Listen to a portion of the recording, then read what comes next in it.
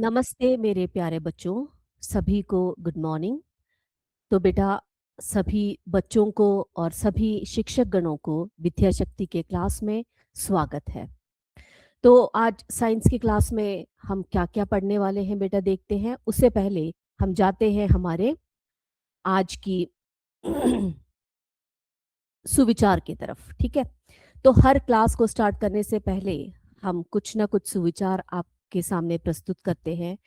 आज का सुविचार है, गुरु आपको ज्ञान और सही दिशा दे सकता है, लेकिन उस ज्ञान का सही उपयोग करना आपके हाथ में है।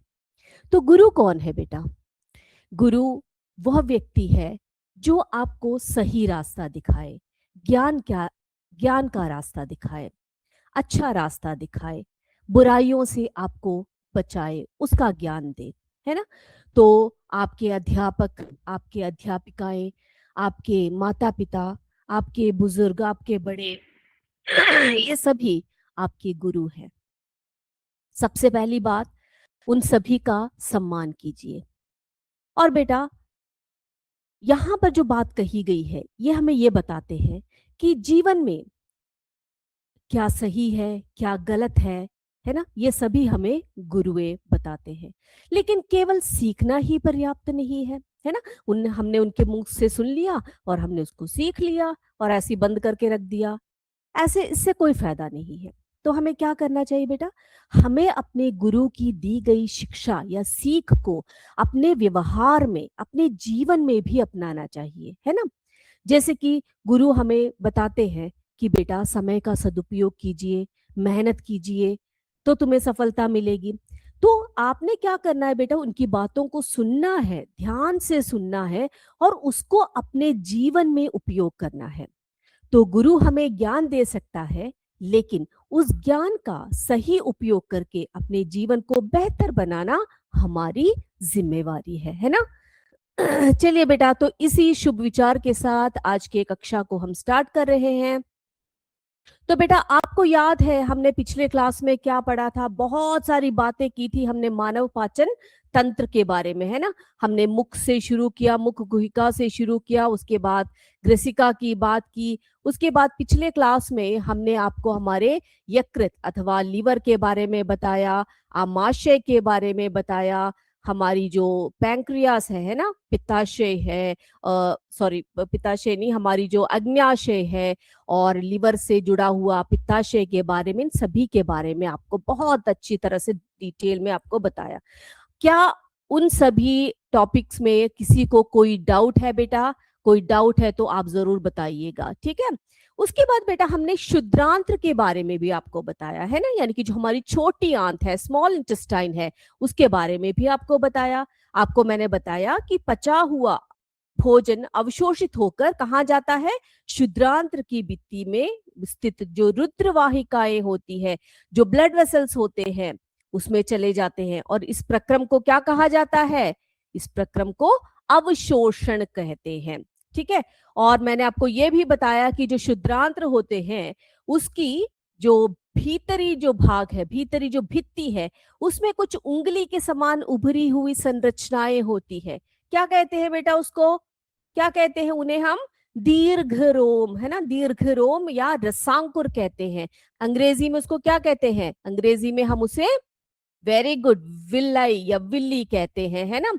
और ये क्या करते हैं? दीर्घ रोम क्या करते हैं बेटा? पचे हुए भोजन के अवशोषण हेतु तल क्षेत्र बढ़ाता है और साथ ही साथ क्या करता है? प्रत्येक जो दीर्घ रोम है उसमें सूक्ष्म रुधिर वाहिकों का जाल बिछा हुआ है और दीर्घ रोम की सतह से पचे हुए भोजन का अवशोषण होता है ना। तो अवशोषित पदार्थों का स्थानांतरण रुधिर वाहिकाओं द्वारा शरीर के विभिन्न भागों में होता है, जहां उनका उपयोग जटिल पदार्थों को बनाने में किया जाता है और इसी प्रक्रम को स्वांगीकरण कहते हैं बेटा। तो वो हमने पढ़ लिया। अब बेटा अगला जो भाग है हमारे पाचन तंत्र का, वो कौन सा भाग है बेटा? यस, हमारा बृहदांत्र, है ना, यानी कि हमारा लार्ज इंटेस्टाइन है, हमारा लार्ज इंटेस्टाइन, जिसे हम बड़ी आंत भी कहते हैं। यहाँ पे आप देख सकते हो बेटे, ये रहा, है ना, ये हमारी बड़ी आंत है। तो बृहदांत्र जो है ना बेटा, वो क्षुद्रांत से लंबाई में छोटा है।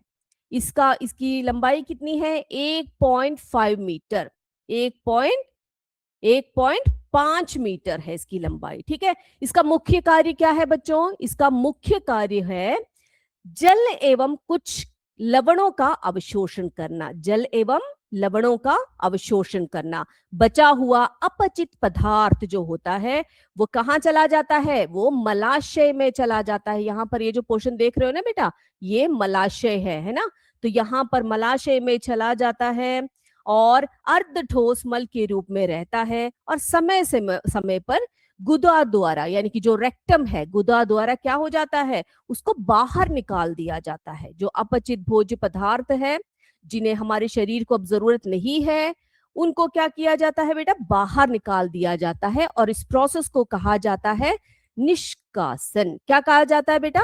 निष्कासन कहा जाता है, यानी कि एलिमिनेशन ऑफ फूड में वेस्ट फूड मटेरियल्स, ठीक है, जिसे हम इजेशन भी कहते हैं अंग्रेजी में। इतनी बातें मेरे बच्चों को क्लियर है बेटा?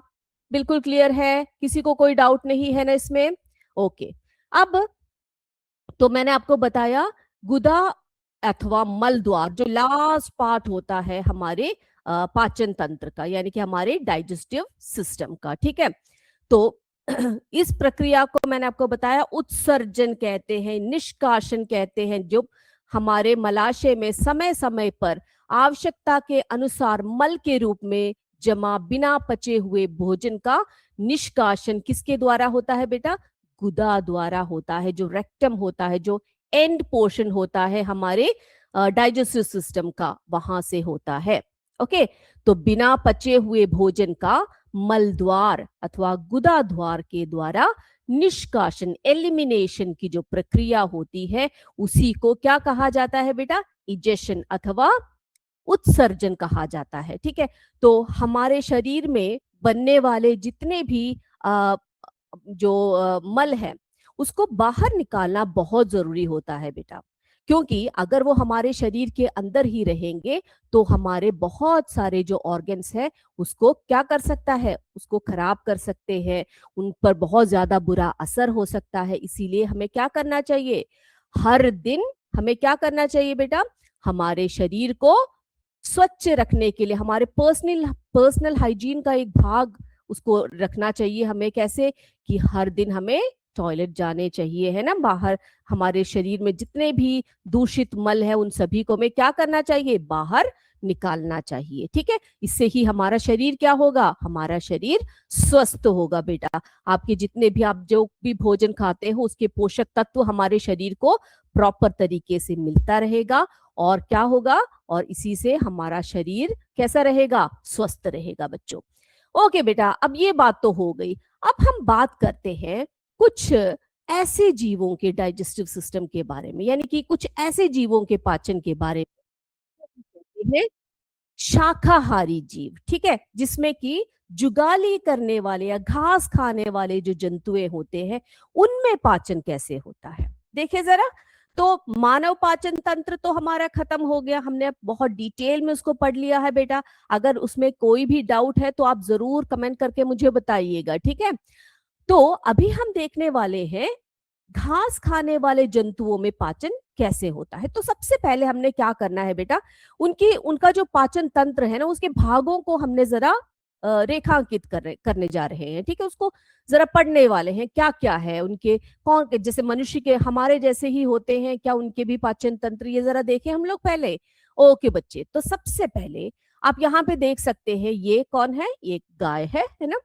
तो गाय जो है एक शाकाहारी जीव है। शाकाहारी जीव यानी जो घास पत्तियां वगैरह खाते हैं।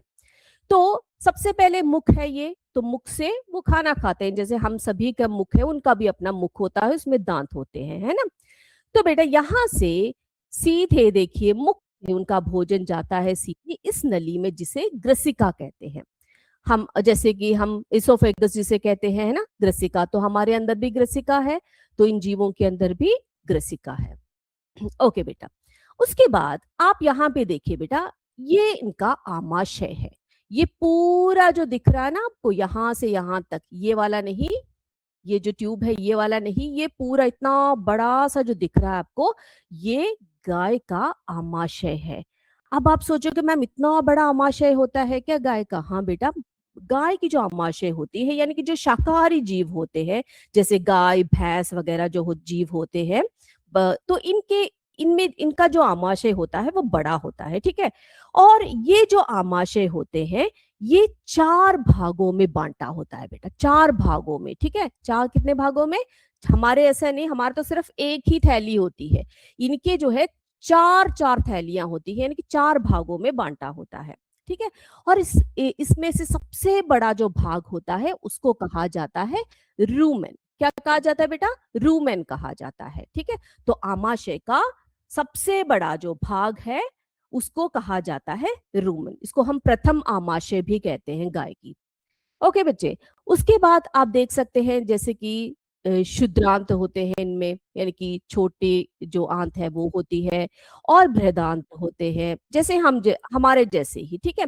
लेकिन यहाँ पर जो है एक ही फर्क है कि इनकी जो आमाशय है वो काफी बड़ा होता है और वो 4 भागों में विभाजित होते हैं, और सबसे बड़ा भाग रूमेन कहलाता है। इतनी बातें क्लियर हो गई मेरे बच्चों को? इतनी बातें क्लियर है बेटा? ठीक है, अब हम इसको डिटेल में देखते हैं। तो जुगाली करने वाले पशुओं में पाचन तंत्र, जुगाली करना यानी कि क्या है जुगाली करना? बेटा आप जब भी गाय भैंसों को देखते हैं वो हमेशा से चबाते रहते हैं, देखा है आपने, है ना? देखा है आपने? तो उसी को हम जुगाली करना कहते हैं, ठीक है। तो जुगाली करने वाले जो पशुएं जैसे गाय भैंस वगैरह होते हैं उनके पाचन तंत्र में मुख, ग्रास नली, 4 जो भागों में बटा हुआ जटिल पेट है ना, यानी कि जो आमाशय होता है बेटा उनके 4 भागों में बटा होता है, ठीक है। फिर छोटी आंत, बड़ी आंत, ये सब उसमें शामिल है। तो बहुत इंपॉर्टेंट बात है, ये जो भाग है ना बेटा, 4 भागों में इनका पेट जो है, इनका जो आमाशय है वो 4 भागों में बंटा होता है। अब पेट के 4 कक्षों में जो विभाजित किया गया है वे कौन कौन से हैं बेटा? रूमेन मैंने आपको बताया है ना, जो एक उनकी जो प्रथम जो चेंबर होता है वो उसे कहा जाता है रूमेन, यानी कि प्रथम आमाशय रूमेन कहलाता है। बाकी ये जो 3 है, ये तीनों आप बड़े क्लासेस में पढ़ोगे, लेकिन मैं जस्ट आपको नाम बता रही हूँ बच्चे। रूमेन, रेटिकुलम, ओमासम, एबोमासम, ठीक है। तो ये 4 जो है चेम्बर्स, यानी कि 4 भाग जो है ये जो घास खाने वाले जीव है इनमें पाए जाते हैं बेटा, ठीक है। यस, ये सभी बच्चे जो है जगदीश बिस्ट जी, जया जयदी मिरी, देवेंद्रा जी सभी जुड़े हुए हैं हमसे, जो है यूट्यूब से जुड़े हुए हैं, सब बहुत अच्छे से इंटरेस्टिंग वे में लगे हुए हैं क्लास में। तो बेटा तो यहाँ पर आपने देखा पेट जो है इनका जो आमाशय है 4 भागों में विभाजित है, ठीक है। चलिए, अब इनमें से रूमेन जो है, ठीक है, वो सबसे बड़ा है। तो आमाशय के 4 भागों में से ये जो रूमेन है ये सबसे बड़ा होता है। अब देखो बेटा, गाय, बैल, भैंस और भेड़ जैसे घास खाने वाले जानवर घास को जल्दी से खाकर निगल लेते हैं। अब ये क्या करते हैं बेटा? देखिए आप, अगर आपने गाय भैंसों को देखा है तो वो क्या करते हैं, उनके सामने अगर घास या भूसा डाल देते हैं तो वो क्या करते हैं, बहुत ही जल्द से जल्द वो उनको खाने की कोशिश करते हैं, है ना। मैक्सिमम खाते हैं, एकदम से उठा उठाकर, ऐसे उठाकर मीन्स मुंह से ऐसे जल्दी जल्दी से वो लोग खाते हैं।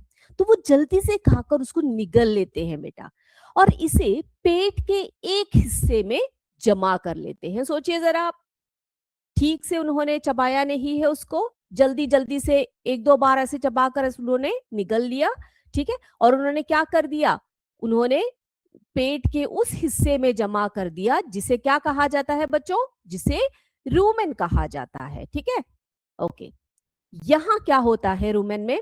यहां भोजन आंशिक रूप से पचता है, यानी कि पूरी तरह से नहीं पचता है, आंशिक रूप से पचता है, और इसे जुगाली कहते हैं बेटा। तो आंशिक रूप से पचा हुआ भोजन क्या कहलाता है?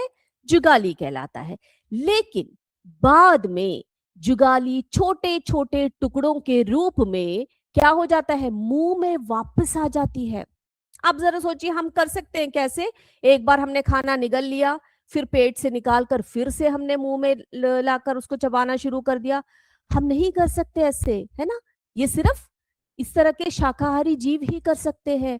हमने एक बार जो भोजन निगला, हम उसको वापस नहीं ला सकते। हाँ, ये बात अलग है कि जब हमारे कोई किसी कारणवश हम जब वॉमिट करते हैं या वमन करते हैं तो हम बाहर निकालते हैं उस फूड को, है ना? लेकिन यहाँ पे देखिए बेटा, ये क्या करते हैं, इनके जो छोटे छोटे टुकड़े होते हैं जो भोजन के, वो वापस मुंह में आ जाती है और जानवर उसे फिर से चबाते हैं।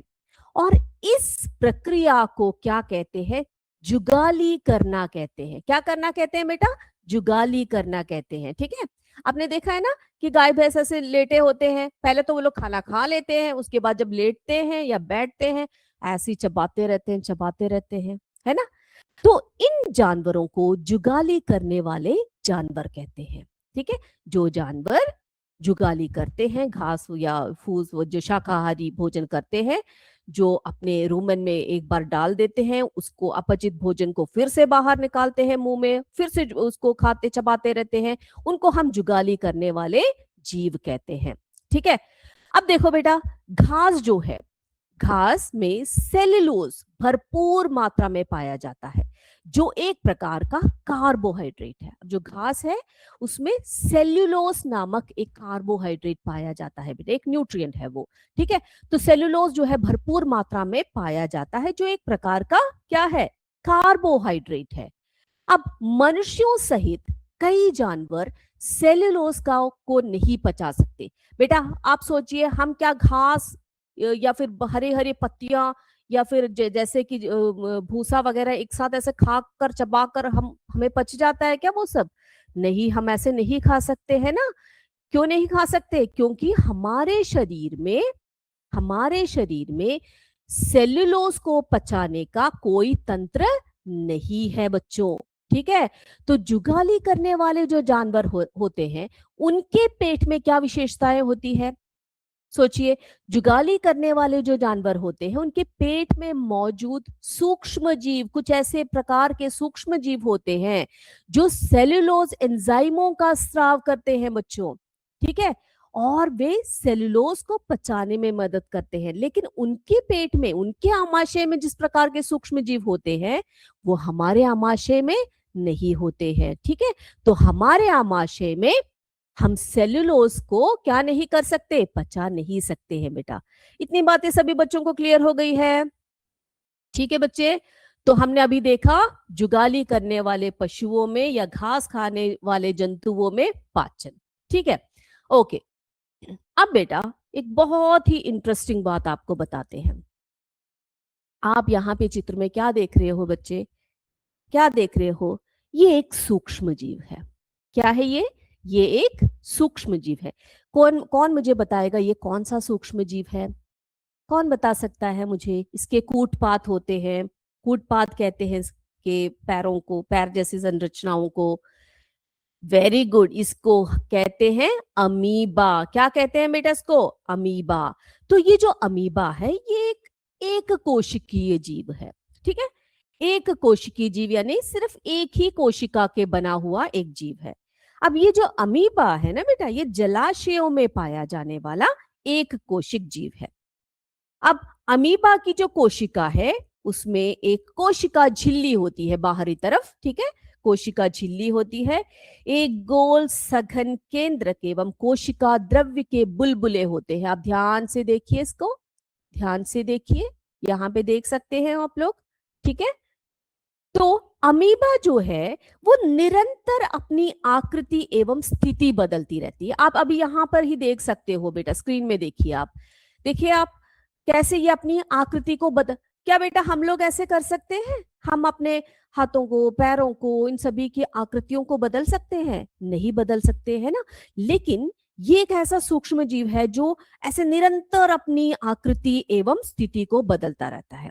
अब देखो बेटा, इनके शरीर में एक उंगली के समान प्रवर्ध निकलते हैं। यहाँ पे आप देख सकते हो ऐसे कुछ प्रोजेक्शंस निकल रहे हैं ना बच्चे, है ना?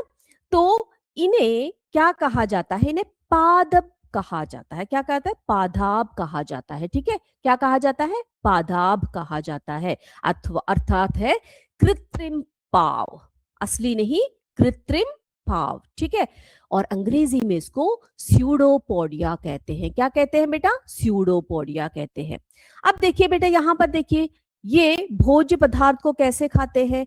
अमीबा क्या करते हैं? कुछ सूक्ष्म जीवों का आहार करते हैं। सूक्ष्म, यहाँ पर जो पीले रंग में दिख रहा है ना बेटा, ये एक सूक्ष्म जीव है। तो ये क्या कर रहा है? अमीबा क्या कर रहा है? ऐसे सूक्ष्म जीवों का ये क्या कर रहा है? यस, इसको खाद्य के रूप में ये लेता है, भोजन के रूप में ये लेता है। ठीक है, तो ये खाद्य के कणों के चारों ओर अपने पादप को क्या करता है? विकसित करके उसे निगल लेता है बच्चों, उसको एनगल्फ कर लेता है, निगल लेता है। ठीक है, और खाद्य पदार्थ उसकी खाद्य धानी में फंस जाते हैं, उनके फूड वैक्यूल्स जो होते हैं ना बेटा, उसमें फंस जाते हैं। ठीक है, और खाद्य दानी में क्या होते हैं बेटा? पाचक रस स्रावित करते हैं, उनके शरीर में से पाचक रस स्रावित करते हैं, और ये क्या करते हैं? खाद्य पदार्थों को धीरे धीरे करके उनको पचाते हैं, उनको सरल पदार्थों में बदलते हैं, और क्या करते हैं? उनको अवशोषित करते हैं। और खाद्य पदार्थ में से जितने भी पोषक तत्व हैं उसको लेने के बाद ये क्या करते हैं? अपने शरीर से वेस्ट प्रोडक्ट्स को क्या करते हैं बेटा? उन्हें बाहर निकालते हैं। ठीक है, जिसे हम क्या कहते हैं? निष्कासन कहते हैं। ओके, इतनी बातें क्लियर हो गई मेरे बच्चों को? तो आज हमने क्या क्या देखा? हमने आज देखा कि जो हमारा बृहदांत्र है वो क्या कार्य करता है, उसी के साथ मानव पाचन तंत्र हमने समाप्त कर लिया। और फिर हमने देखा जुगाली करने वाले जीवों में किस तरह से पाचन होता है, उनका पाचन तंत्र कैसा होता है। और फिर अभी हमने एक सूक्ष्म जीव अमीबा के संभरण एवं पाचन के बारे में भी देखा। तो बच्चों, आज के लिए बस इतना ही। आप जरूर बताइएगा आज का क्लास आपको कैसा लगा। इसी के साथ आज की कक्षा को यही समाप्त करते हैं। जय विद्याशक्ति, जय हिंद, जय। धन्यवाद बच्चों।